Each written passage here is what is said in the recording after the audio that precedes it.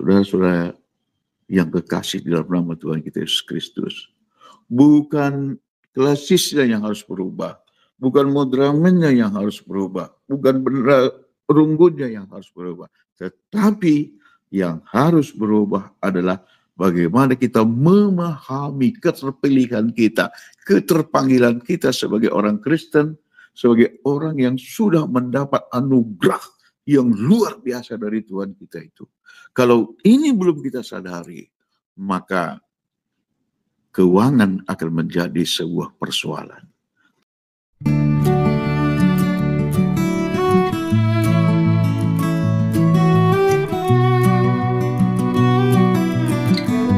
Selamat sore kepada kita semuanya, warga GBKP dimanapun kita berada. Saya ingin menyampaikan beberapa hal yang muncul di dalam proses perkembangan kita bergereja di GBKP.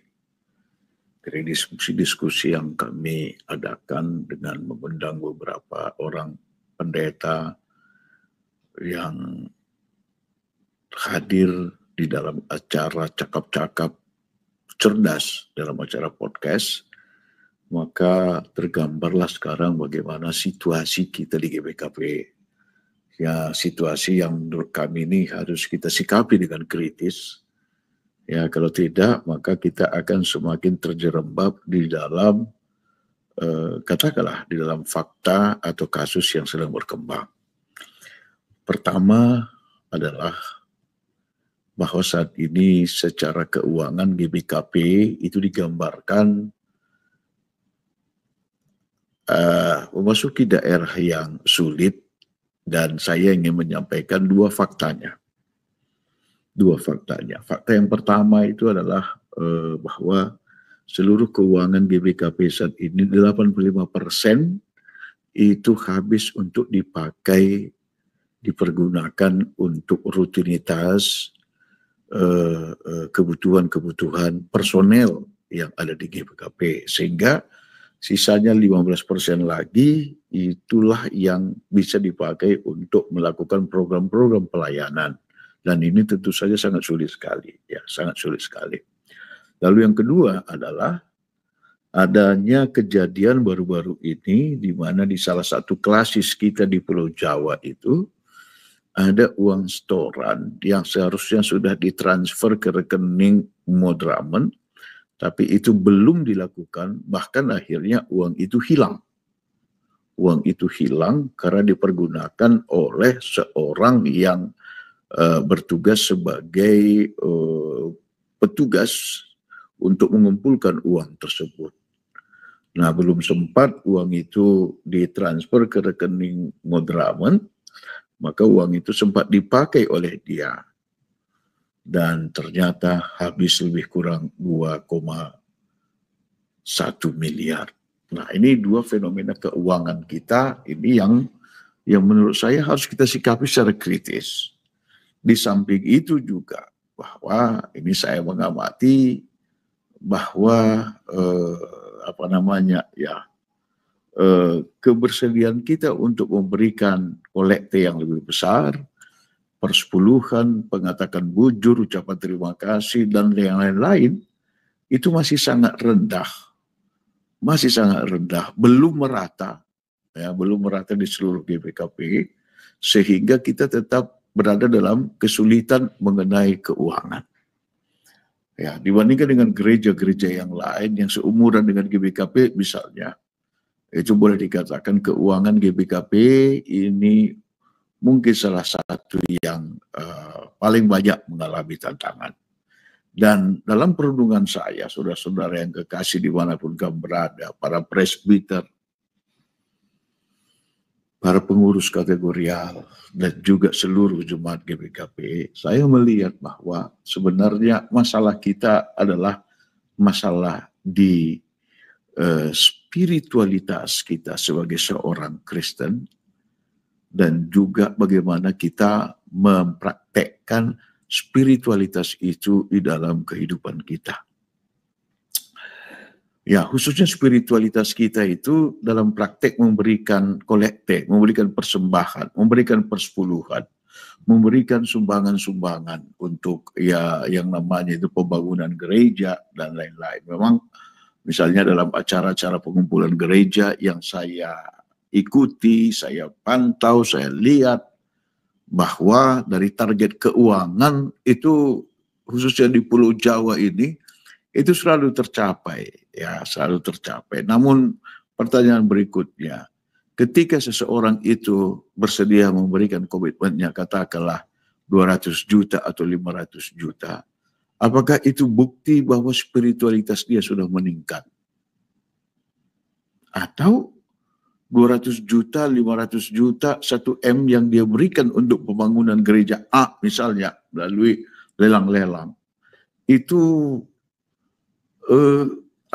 ya ini perenungan apa, keheningan apa yang muncul dalam hatinya untuk menunjukkan bahwa dia itu berbeda secara ekonomi dengan orang lain, untuk menunjukkan bahwa dia itu sudah berbeda secara iman dengan orang lain, untuk apa namanya, untuk tidak menunjukkan apa-apa selain itu hanya mensyukuri hidupnya yang sudah diberkati Tuhan. Nah, dari 3 ini, saya masih menangkap di kita di GBKP, masih pertama yang paling menonjol, menunjukkan bahwa kita ini memang berbeda dari yang lain. Kita ini lebih hebat dari yang lain secara ekonomi. Ya, secara ekonomi. Saya lihat dominan masih itu yang muncul ketika kita mengikuti sebuah proses lelang-lelang.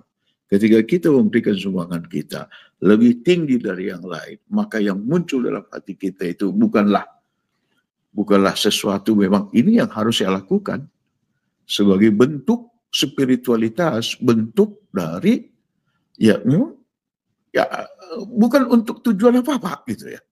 Bukan tujuan untuk menunjukkan diri dan sebagainya, tetapi memang itu terjadi secara lumrah. Nah, apakah ini sudah ada? Saya kira belum. Yang ada itu tadi masih yang pertama, gitu ya, masih yang pertama. Ataupun yang paling kedua adalah untuk mensyukuri kepada Tuhan dan ini dilihat oleh orang lain.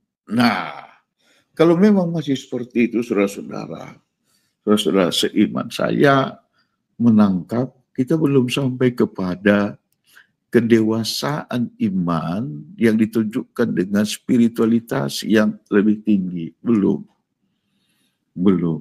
Kenapa? Karena spiritualitas yang paling tinggi, seandainya spiritualitas yang paling tinggi yang kita sudah miliki, saat kita memberi, maka kita tidak lagi terpaku lagi kepada jumlah yang kita berikan.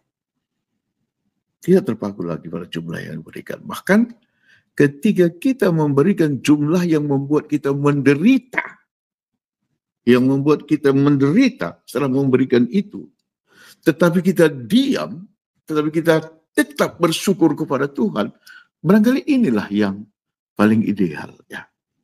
Ini paling ideal. Bayangkan dari 335.000 orang jemaat GBKP, semuanya itu memberikan persembahannya itu, apakah itu kolektif, persembahan tahunan, apakah itu persembahan kerja rani, persembahan persepuluhan, persembahan penggatakan bujur, apapun persembahan itu, tapi itu dia berikan dengan tidak ada maksud mencari apapun selain sebagai itu adalah sebuah kelumrahan yang dia miliki.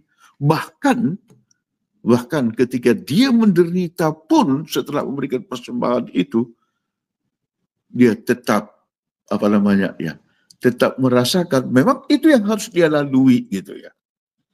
Itu yang harus dia lalui. Berarti kita tidak pernah lagi mempersoalkan ya persembahan-persembahan yang kita berikan itu. Sebuah contoh pernah diberikan oleh Tuhan Yesus.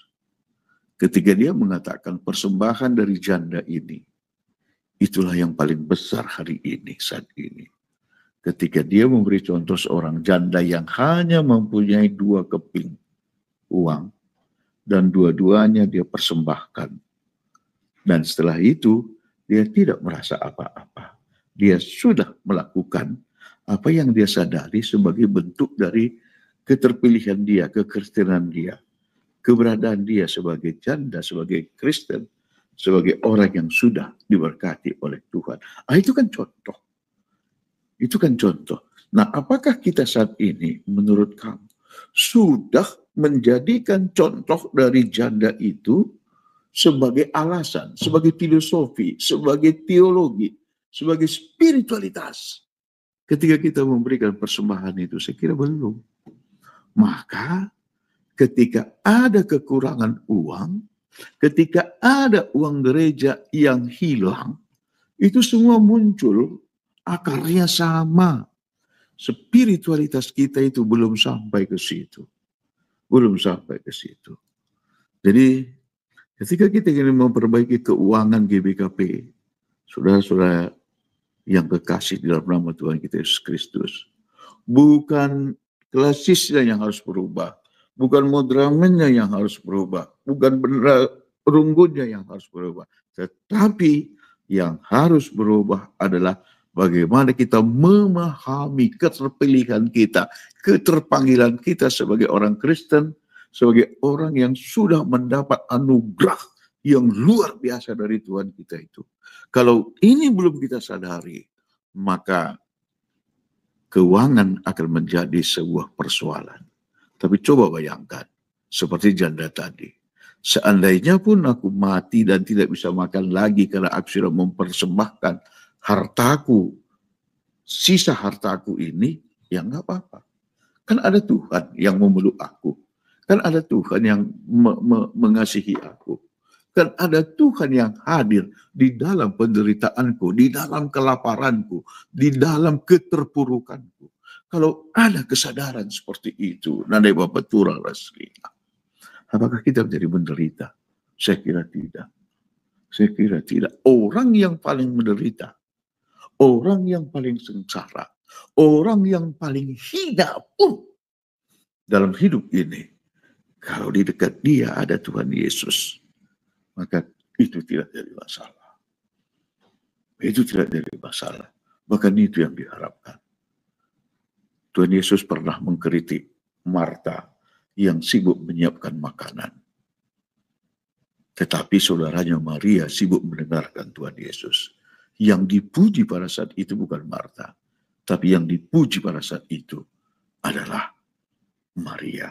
Jadi kalau kita berkomitmen untuk memperbaiki dasar kita, spiritualitas kita di dalam memberi persembahan, memberi kolekte, maka ada satu hal, cerminan dari spiritualitas kita yang harus kita pikirkan, renungkan, wujudkan, gumuli, dan juga pertanyakan kepada Tuhan di dalam keheningan yang kita miliki, bahwa harus ada kesadaran di dalam diri kita bahwa kapanpun, dimanapun, saat bagaimanapun, Tuhan Yesus itu selalu hadir untuk mengasihi kita. Untuk mengasihi kita. Jadi, yakinlah, ketika kamu memberikan persembahan 4 kali lebih besar dari biasanya, dan kamu merasa rugi dan merasa menderita, tetapi kalau kamu sadari Yesus akan menemani kamu, maka kamu tidak akan menderita. Apalagi kalau misalnya kamu sadari bahwa ini memang harus kulewati, ini memang harus kubentasi, kudalani. Tapi Tuhan Yesus, aku yakin, akan tetap bersama-sama dengan aku. Karena itu juga lah yang dirasakan janda yang memberikan 2 keping perak itu. Kuberikan ini sebagai persembahanku. Tapi aku tahu, Yesus hadir bersama dengan aku. Akhirnya, apa yang dia perbuat itu dikenang selama umur manusia ini. Jadi nanti Bapak Tuhan Sedena, sekali lagi, seluruh masalah keuangan GBKP itu hanya akan bisa diselesaikan kalau secara bersama-sama kita semua menyadari bahwa apa yang ada bagi kita itu kita persembahkan kepada Tuhan. Persembahkan untuk kemuliaan nama Tuhan, untuk kebaikan gerejanya, untuk kebaikan GBKP. Bujur ras mejuah-juah kita kerina.